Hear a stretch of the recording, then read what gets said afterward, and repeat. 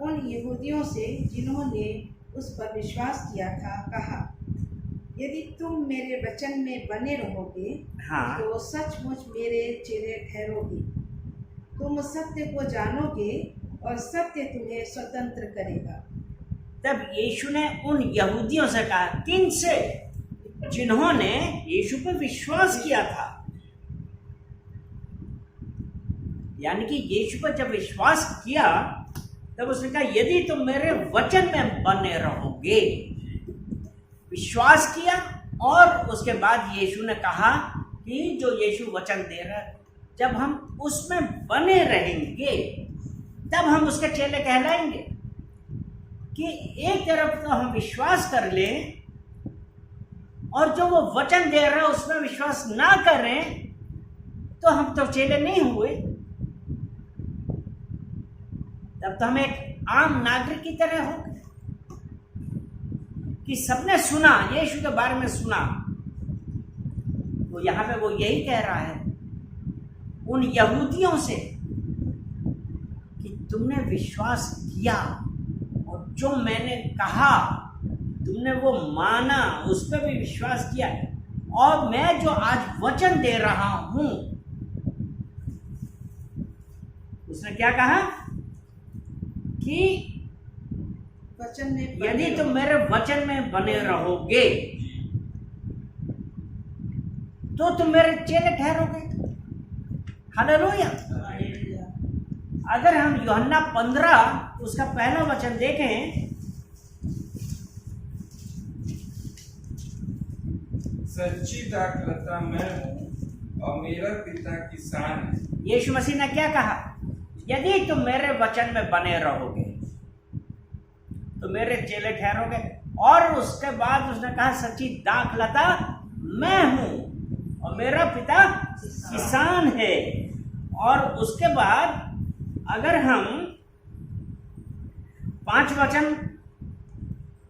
ये 15 का 5, यूहन्ना 15 का 5, मैं दाखलता हूँ, मैं दाखलता हूँ, तुम डालियाँ हो। जो मुझ में बना रहता है हाँ। और मैं उसमें, वो बहुत फलता है, क्योंकि मुझसे अलग होकर तुम कुछ भी नहीं कर सकते। यीशु मसीह ने क्या कहा कि मैं दाखलता हूं, तुम डालियां हो। यहूदियों ने उसको पर विश्वास किया था और वो जो कह रहा था उस सब पे विश्वास किया, इसीलिए तो उसके चेले हैं। और अब वो यीशु मसीह ने कहा कि मैं दाखलता हूं, तुम सब डालियां हो। जो विश्वास कर रहा है यीशु मसीह, हालेलुया। तो जब है कि तुम डालियां हो जो मुझ में बना रहता है और मैं उसमें, यानी कि जो मुझ में बना रहता है उसकी प्रत्येक बात पे विश्वास करता है। जब हम ये करते हैं तब परमेश्वर की उसके साथ संगति होती है। जैसा कि 1 कुरिन्थियों 6 के 17 में कहता है, 1 कुरिन्थियों 6 और उसका 17 वचन, और जो प्रभु की संगति में रहता है वो उसके साथ एक आत्मा हो जाता है। हालेलुया। और यहाँ पे ये कहा है, तुम डालियां हो जो मुझ में बना रहता है, यानी कि मुझ में बना रहता है, प्रभु की संगति में रहता है। और जो प्रभु की संगति में रहते हैं वो उसके साथ एक आत्मा हो जाता है। हालेलुया। और जब हम एक आत्मा है तभी तो हम फलवंत होंगे। जब वो कह रहे हैं ना, तुम डालियां हो जो मुझ में बना रहता है उसमें और मैं उसमें, यानी कि अभी हमने 1 कुरिन्थियों 6 का 17 क्या कहा? जो परमेश्वर के साथ संगति में रहता है वो उसके साथ एक आत्मा हो जाता है। यानी कि वो और परमेश्वर का जो मिलन है, यानी कि जब वो परमेश्वर के पास है, परमेश्वर के साथ संगति कर रहा है, संगति अर्थात वचन पढ़ रहा है, उसके साथ गीत, प्रार्थना, स्तुति कर रहा है। क्योंकि एक ये बात आती कि हम कैसे संगति करें, क्योंकि परमेश्वर को हमने देखा नहीं, लेकिन परमेश्वर का आत्मा है यहाँ पे। हालेलुया। और परमेश्वर का आत्मा हमारे अंदर है, क्योंकि उसने कहा है ना, क्या तुम नहीं जानते कि तुम्हारा शरीर पवित्र आत्मा का मंदिर है और जो तुम में है? यानी कि जब पवित्र आत्मा हमारे अंदर है, और यहाँ पे यही लिखा है ना कि जो मुझ में बना रहता है मैं उसमें, जब पवित्र आत्मा हमारे अंदर है और हम उसकी आज्ञाओं पे चल रहे हैं, उनके वचनों को मान रहे हैं, तभी तो हम फलवंत होंगे। तो वो हम अलग नहीं हो पाएंगे, तो उसमें बहुत फल फलता है, क्योंकि मुझसे अलग होकर तुम कुछ भी नहीं कर सकते। और उसके बाद 7वां वचन पढ़ते हैं, 15 उसका 7, यदि तुम मुझ में बने रहो, यदि तुम मुझ में बने रहो। यानी कि अब यीशु मसीह क्या कह रहे हैं? हम संगति, यदि तुम मुझ में बने रहो और मेरा वचन तुम में बना रहे, मतलब परमेश्वर में बने रहने के साथ साथ आज इस बात की जरूरत है कि परमेश्वर में हम कैसे रह सकते हैं? जब उसका वचन हमारे अंदर, जब वचन है तभी तो हम संगति कर रहे हैं। यदि तुम मुझ में बने रहते हो और मेरा वचन तुम में बना रहे तो जो चाहो मिल जाएगा। हालेलुया। आज वो परमेश्वर हमसे यही चाहता है कि हम उसके साथ संगति करें। यही है ना, यदि तुम मेरे वचन में बने रहोगे तो तुम सचमुच मेरे चेले ठहरोगे और तुम सत्य को जानोगे और सत्य तुम्हें स्वतंत्र करेगा। यानी कि जब हम सत्य को जानेंगे, और सत्य क्या है? सत्य क्या है? यूहन्ना 8 और उसका 12।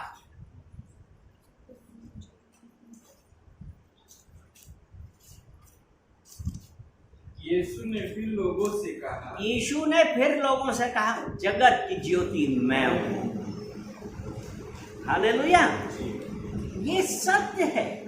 यीशु ने कहा जगत की ज्योति मैं हूं और जो मेरे पीछे हो लेगा वो अंधेरे में न ठहर चलेगा।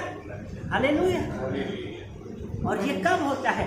जब हमारी संगति होती है, उसके वचन हमारे अंदर हैं। जब ये है ना कि सत्य को जानोगे और सत्य तुम्हें स्वतंत्र करेगा। सत्य क्या है? सत्य यीशु है। हालेलुया। और सत्य यीशु है। अगर हम देखते हैं यूहन्ना 14 और उसका 6 वचन,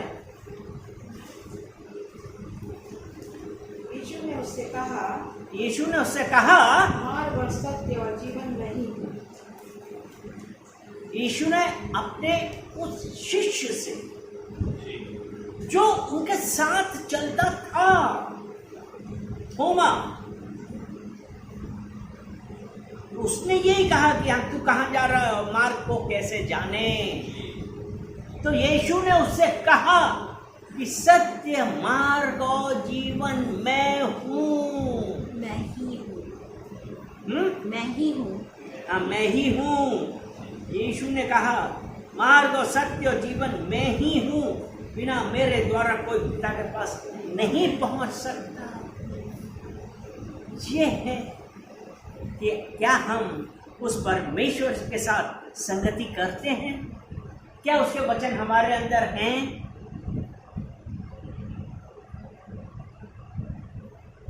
जरूरत इस बात की कि हम जाने कि हम क्या हैं।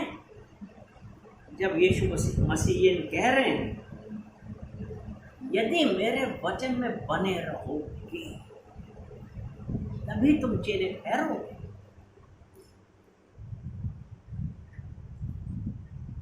और जब सत्य, मार्ग, जीवन यीशु है, जगत की ज्योति यीशु है, जब जगत की ज्योति यीशु है और जब हम उसको फॉलो करेंगे, उसके पीछे चलेंगे, तो क्या हम अंधेरे में रहेंगे?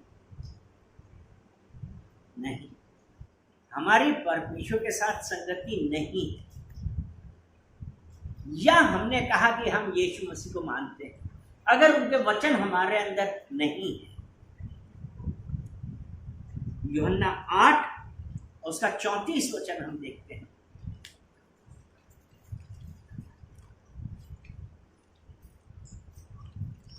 यीशु ने उनको उत्तर दिया, मैं तुमसे सच सच कहता हूँ कि जो कोई पाप करता है वह पाप का दास है। परमेश्वर, क्योंकि अभी यहाँ पे क्या हुआ, ऐसा क्यों कहा यीशु ने? अगर इसका 33 वचन हम पढ़े एक बार। उन्होंने उसको जब यहाँ पे यहूदियों से जब बात करी थी कि तुम मेरे चेले ठहरोगे, सत्य को जानोगे, सत्य तुम्हें स्वतंत्र करेगा, तो उन्होंने क्या उसको क्या उत्तर दिया? हम तो अब्राहम के वंश से हैं और कभी के दास नहीं हुए, फिर तू कैसे कहता है तुम स्वतंत्र हो जाओगे? यानी कि स्वतंत्र हो जाने का मतलब क्या हुआ? जब हम दास हैं कहीं पे, तभी तो। और यहाँ यीशु मसीह तो ये कह रहा है कि सत्य को जानोगे, सत्य तुम्हें स्वतंत्र करेगा। अब यहाँ पे यह आया कि हम तो किसी के दास हैं ही नहीं, तो सत्य कैसे हम स्वतंत्र करोगे? एक बहुत बड़ा क्वेश्चन कि हम तो दास हैं ही नहीं, तो स्वतंत्र कहाँ? लेकिन इसीलिए 8:34 में 8 जॉन 8:34 में कहता है, यीशु ने उनको उत्तर दिया, किनको? उन यहूदियों को जिन्होंने कहा था हम तो किसी के दास हैं ही नहीं हुए। तो यीशु ने उनको उत्तर दिया, मैं तुमसे सच सच कहता हूं कि जो कोई पाप करता है वह पाप का दास है।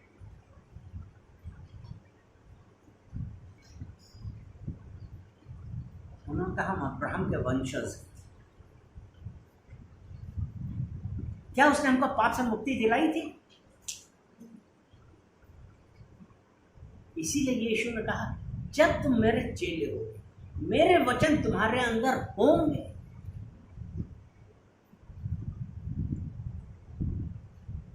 और मैं सच्ची दाख लगा हूं, तभी तुम स्वतंत्र हो। You will know the truth and truth will set you free. यही एक बात आती है। फिर उन्होंने कहा,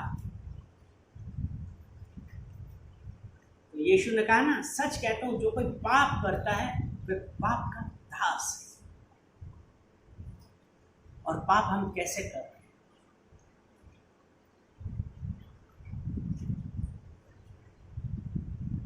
जो कोई पाप करता है वह पाप का दास है। हमारा सोचना, हमारी संगति, हमारा देखना, हमारा वो हम किसके साथ घूम रहे हैं, हम क्या पढ़ रहे हैं, क्या देख रहे हैं, क्या हमारी संगति परमेश्वर के साथ। इसीलिए पहला कुरिन्थियों 15 उसका 33 में कहता है,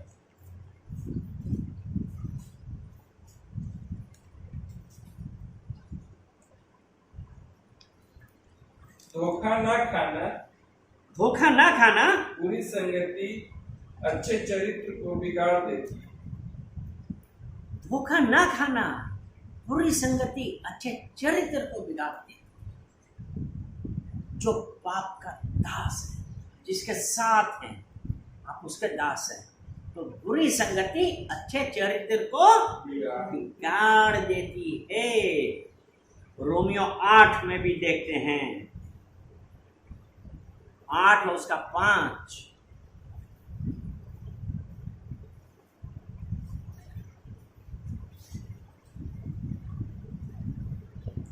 क्योंकि व्यक्ति शरीर की बातों पे मन लगाते हैं, क्योंकि शारीरिक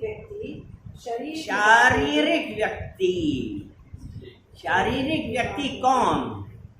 अर्थात जो इस दुनिया, जो परमेश्वर से दूर, शारीरिक व्यक्ति शरीर की बातों पर मन लगाते हैं। तो आध्यात्मिक आत्मा की बातों पे मन लगाते हैं। जो शारीरिक व्यक्ति है, ये दुनियादारी वाले हैं, कोई रिलेशन नहीं है यीशु से, यीशु को जान लिया ठीक है,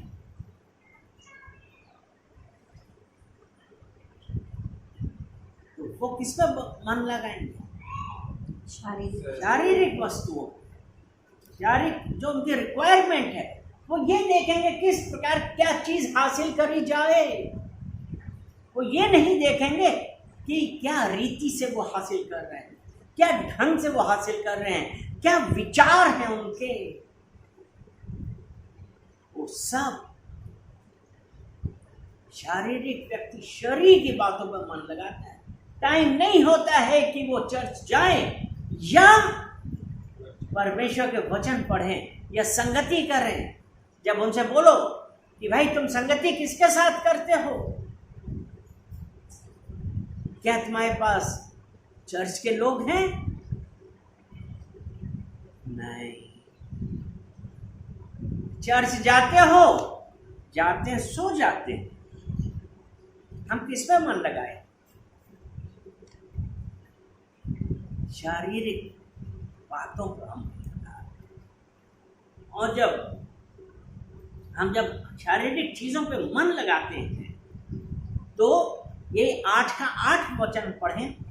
और जो शारीरिक दशा में है वे परमेश्वर की को प्रसन्न नहीं कर सकते। यानी कि शारीरिक व्यक्ति शरीर की बातों पे मन लगाता है, और जो शारीरिक दशा में है वो परमेश्वर को प्रसन्न नहीं कर सकता। देखिए आज हम कितना हम प्रसन्न करते हैं परमेश्वर को। हमें क्या उसके साथ फेलोशिप हो रही है? कि हम बोल देते कि अभी टाइम नहीं है, एक ही तो संडे मिला, उसमें भी बोलते हैं चर्च जाओ। कितने लोग हैं कहते हैं कि हाँ मैं क्रिश्चियन हूं, मैं यीशु मसीह को जानता हूं। अच्छा चर्च जाते हो? अरे पादरी साहब चर्च जाएंगे तो घर का काम कौन करेगा? शारीरिक दशा में परमेश्वर को प्रसन्न नहीं कर सकते। कितने लोगों से आपने ये सुना होगा? कितने लोगों से आप लोगों ने सुना? बहुत।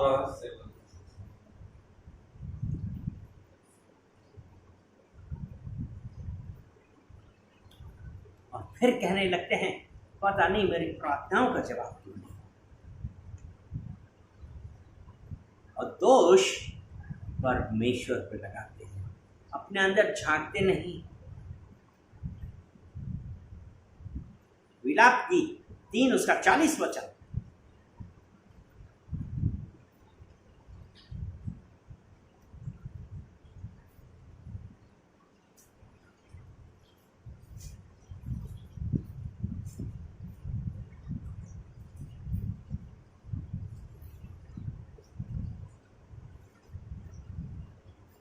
अपने आप को जांचे। हम न तो अपराध और न बलवा किया है। कौन सा? मैं विलाप गीत बोला, विलाप गीत। अच्छा 3 का 40 में विलाप गीत 3 का 40। हम अपने चाल चलन को ध्यान से परखें। यानी कि जब हम परमेश्वर से जवाब नहीं पाते हैं, हम फटाक से कह देते हैं कि परमेश्वर ने हमारे साथ ऐसा किया। लेकिन यहाँ पे साफ साफ कहता है कि पहले अपने चाल चलन को तो परखिए। आप उसके साथ कितना समय बिता रहे हैं? क्या आप सिर्फ शिकायत करे जा रहे हैं? किसी बात का धन्यवाद भी आप नहीं दे रहे परमेश्वर को। अब आप वो नहीं है जो थे। अब यीशु आपके अंदर है, यीशु मसीह का आत्मा आपके अंदर है। अब आप दूसरा कुरिन्थियों 5:17, जो कोई मसीह यीशु में है वो एक नई रचना है, पुराना बीत गया है। देखो पुरानी बातें बीत गई हैं, धन्यवाद पिता परमेश्वर। इसलिए यदि कोई मसीह में है, इसलिए यदि कोई मसीह में है तो वो नई सृष्टि है, वो नई सृष्टि है, पुरानी बातें बीत गई हैं, देखो वो सब बातें नई हो गई हैं। सब कुछ नया हो गया, पुरानी बातें बीत गई हैं। अब आप मसीह यीशु में हैं, आप यीशु मसीह में हैं, आपने उसे स्वीकार किया, अपना परमेश्वर, अपना उद्धार करता माना। अब आप वो नहीं है जो थे। याद रखिए कि यीशु मसीह ने आपके लिए और मेरे लिए अपना लहू बहाया। क्यों? यूहन्ना 3:16 कि परमेश्वर ने जगत से ऐसा प्रेम किया, उसने अपना इकलौता पुत्र दे दिया कि जितनों ने उसको विश्वास किया नाश न हुए वरन अनंत जीवन मिला। अनंत जीवन पाया। किसके लिए? परमेश्वर आपसे और मुझसे इतना प्रेम करता है, वो ये नहीं देख सकता है कि उसके बच्चे पाप में रहें, बुराइयों में रहें, कुड़कुड़ाएं, जलन करें, सेल्फ पिटी करें, अपने आप को कोसें। परमेश्वर ये नहीं चाहता है। परमेश्वर ने कहा I will fight for you, तुम्हारा युद्ध मैं लड़ूंगा, लेकिन हमको पहले आत्मिक होना है। पहले उस परमेश्वर के करीब आइए, तब वो परमेश्वर आपके करीब आएगा। आप अपनी चिंताओं को, अपनी कमियों को, अपनी कठिनाइयों को सब यीशु को दीजिए। अपना बोझा यहोवा पे डाल और उसे दूर करेगा। क्योंकि धर्मियों पे कठिनाइयां तो बहुत सी आती हैं, लेकिन यहोवा उनको उन सब से छुड़ाता है। और आज यहोवा आपसे और मुझसे यही कहता है, मेरे पुत्र, मेरी पुत्री, मैं तुझे छुड़ाऊंगा, मैं तेरा प्रकाश हूं, तू मेरे पीछे आएगा, अंधकार में नहीं रहेगा, इन संसार की चीजों में नहीं रहेगा। तेरे लिए मैंने, परमेश्वर ने ये कहा, तेरे लिए मैंने अपना पुत्र दे दिया है। आज वही पुत्र उसने कहा है तुम मुझ में और मैं तुम में बना, तब हम बहुत सारे फल लाएंगे। हालेलुया। चलिए परमेश्वर को धन्यवाद देते हैं कि परमेश्वर ने हमको आज अपने वचनों से बातें करी हैं, और ये है कि जो पाप करता है वो पाप का दास है। आज हम डिक्लेयर करते हैं कि हम परमेश्वर के साथ समय बिताएंगे, उसके साथ संगति करेंगे, क्योंकि जैसा वचन कहता है यदि हम परमेश्वर की संगति में रहेंगे तब हम उसके साथ एक आत्मा हो जाएंगे। चलिए हम पश्चाताप और कहें पिता परमेश्वर, हम पश्चाताप करते हैं, हम पश्चाताप करते कि हैं हमने आपको जानने के बावजूद भी, कि हमने आपको जानने के बावजूद भी अपनी बुद्धि से काम लेना चाहा अपनी बुद्धि से काम लेना और अपनी बुद्धि से काम लिया भी, और अपनी बुद्धि से काम लिया। आपके पास भागने की बजाय आपके पास भागने के बजाय मैं दुनिया के लोगों के पास भागा मैं दुनिया के लोगों के पास भागा और उनसे अपनी प्रॉब्लम्स का हल मांगा। और उनसे अपनी प्रॉब्लम का हल मांगा।